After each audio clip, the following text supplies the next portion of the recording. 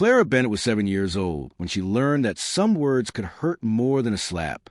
It happened at 2:13 in the morning. She woke up thirsty and walked slowly toward the kitchen. The house was dark, but a thin line of yellow light came from behind the kitchen door. Then she heard her father's voice. "I never wanted this life." Clara stopped. Her mother whispered something she could not hear. Then her father said the words that would follow Clara for the next 22 years. "She was a mistake we kept." Clara's small hand froze on the wall. For a few seconds, there was silence. Then her mother spoke. "Keep your voice down. She might hear you." Neither of them came to check. Clara walked back to her room without getting water. After that night, everything began to make sense. Why her younger sister, Sophie, had large birthday parties while Clara got a small cake from the grocery store. Why her mother smiled at her only when other people were watching. Why her father always looked tired when Clara entered the room. Clara never told anyone what she had heard. She simply became quiet. 22 years later, Clara stood behind a black curtain in a small theater.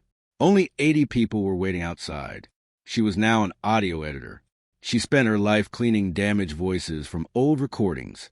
But that night, she was about to share the one voice she had never been able to remove from her own mind. Clara walked onto the stage. She looked at the crowd and said softly, "My parents called me the mistake they kept." The room became silent. In the third row, a stranger slowly raised the phone. Clara never noticed. 3 days later, she woke to 47,000 notifications. Then one message appeared from her mother. "Delete the video before your father sees it." Clara stared at her mother's message. "Delete the video before your father sees it." Her first thought was simple. What video? She opened the first notification. A stranger had posted a 90-second clip from her speech. In it, Clara stood under the soft stage light and spoke about the night behind the kitchen door. The clip had 3.2 million views. Clara's hands went cold. She had expected 80 people to hear her story. Now millions knew the words her parents had hidden for 22 years. Her phone rang. "Sophie." Clara answered. "What have you done?" her sister shouted. Clara stayed quiet. "Dad is losing his mind. Mom is crying. People are calling them monsters." "I only told the truth," Clara said. "You told your version." The call ended. For 1 hour, Clara sat alone. She almost asked the stranger to remove the video. Then another message arrived. It came from a woman named Evelyn. "Your parents lied about more than those words." Clara frowned. A photograph was attached. It showed her mother standing outside a hospital, holding a newborn baby. Clara, beside her stood a tall young man Clara had never seen before. On the back of the photograph, someone had written a date and 6 strange words. Clara was never the mistake. "Ask Daniel." Clara read the sentence again. Then again. She searched through every family photo she owned. The man was nowhere. At midnight, the viral clip reached 5 million views. Clara's mother called 17 times. Her father called once. She ignored them all. Then Evelyn sent one final message. "Daniel is still alive, but your parents told him you died." Clara stopped breathing. For 22 years, she had believed she knew why her parents hated her. Now she understood something worse. The words behind the kitchen door were not the beginning of the story. They were the cover-up. Clara did not sleep that night. At sunrise, she called the number Evelyn had sent. A man answered after 4 rings. "Hello." Clara's throat tightened. "Is this Daniel?" The line became silent. "Who is asking?" "My name is Clara Bennett." A sharp breath came through the phone. Then Daniel whispered, "That is impossible." Clara felt cold. "Why?" "Because they told me you died." 2 days later, Clara met Daniel in a quiet cafe outside the city. He was 63, with gray hair and tired eyes. The moment he saw her, he covered his mouth. "You look like Margaret," he said. Clara frowned. "Who is Margaret?" Daniel slowly placed an old envelope on the table. "Your grandmother." Clara had been told both her grandmothers died before she was born. Daniel explained that Margaret had been alive until Clara was 8 months old. She had left Clara money, a house, and a small family trust. Clara's parents were supposed to protect it until she turned 25. Instead, they told everyone Clara had died. Clara stared at him. Why would they do that? Daniel's eyes filled with shame. Because dead children do not ask where their money went. Clara could barely breathe. Then Daniel reached into his coat. He placed a small cassette tape on the table. "I recorded this 28 years ago," he said. Clara looked at the faded label. Her mother's name was written across it. "What is on this?" "The reason they kept you." That night, Clara returned home and placed the tape inside an old player. The sound was damaged. Static filled the room. Then her mother's younger voice came through. "If she ever learns why we kept her." A long crackle covered the next words. Then the voice returned. "We lose everything." Clara stopped the tape. Her viral video had now reached 6.8 million views. But for the first time, she no longer cared. She had spent her whole life asking why her parents never loved her. Now she had a darker question. What exactly had they stolen? Clara listened to the damaged tape 14 times. Each time, the same words disappeared under the static. "If she ever learns why we kept her." Then nothing. Clara had spent 9 years restoring broken audio. She knew damaged sound could hide secrets, but it could also save them. For 2 nights, she worked without sleep. She removed the noise piece by piece. At 4:17 in the morning, a clear voice finally came through. It was her father. "The trust is worth more than the house." Clara froze. Her mother answered, "Then we keep the girl until we control it." The room felt suddenly cold. Clara kept listening. The tape revealed everything. Her grandmother had left money in Clara's name. Her parents could use part of it for her care, but instead, they paid their debts, bought their home, and built the comfortable life Clara had watched from the outside. She had not been a mistake they kept. She had been the money they needed.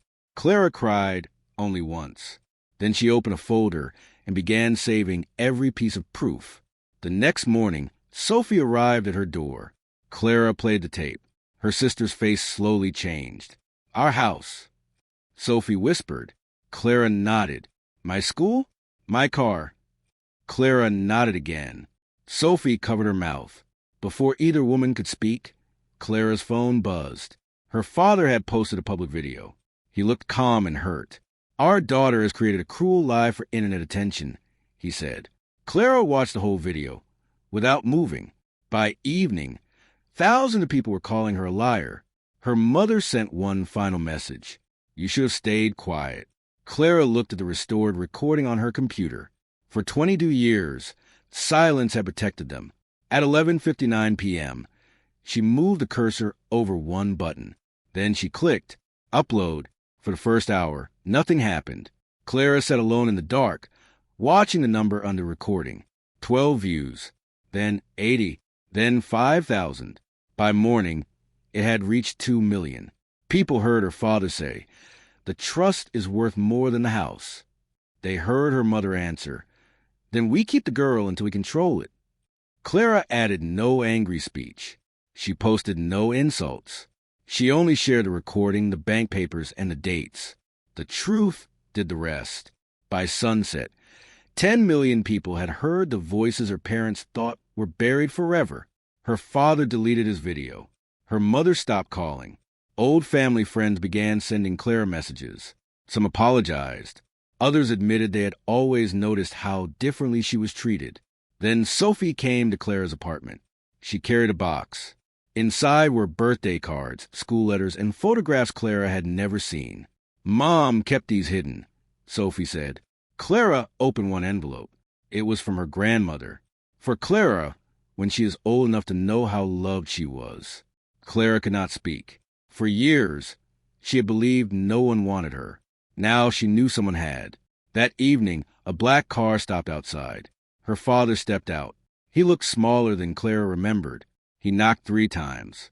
When Clara opened the door, he did not apologize. He only whispered, "I need you to remove the recording." Clara looked at him calmly. "Why?" "Because we could lose everything." For the first time, Clara almost smiled. Behind her, a man in a dark suit stood up from the sofa. Her father's face went pale. Clara opened the door wider. "This is Mr. Hale," she said. My lawyer. The lawyer placed a thick folder on the table. Then Clara looked directly at her father. You were right about one thing. He swallowed. Someone is going to lose everything. Clara's father stared at the lawyer. For the first time in her life, he had nothing to say. Mr. Hale opened the folder. Bank records, property papers, trust documents. 28 years of secrets sat on one table. Clara's father finally whispered, We can explain. Clara looked at him calmly. You had 22 years. Her mother arrived 30 minutes later. She cried before she entered the room. We raised you, she said. Does that mean nothing? Clara did not raise her voice. You fed me with my own money. Then you made me feel guilty for being there. Her mother went silent. The legal case lasted 9 months. Clara recovered most of what had been taken. Her parents sold a house they had bought with her trust money. But Clara never celebrated their loss. She wanted something more important, the truth. Months later, she returned to the same small theater, where 80 people had first heard her story. This time, every seat was full. Millions more watched online. Clara stood under the same soft light. My parents called me the mistake they kept, she said. The room became silent, but I was never their mistake. She paused. I was the truth they could not erase. In the front row, Sophie began to cry. Clara then announced a new project. It would help people safely share childhood stories they had been too afraid to tell. She named it The Open Door. Before leaving the stage, Clara looked toward the third row. The same stranger who had recorded her first speech was sitting there. He slowly lowered his phone. This time, Clara smiled. Her parents had spent years believing silence would protect them. They were wrong. 10 million strangers heard the words meant to break Clara, but those words did not destroy her. They finally set her free.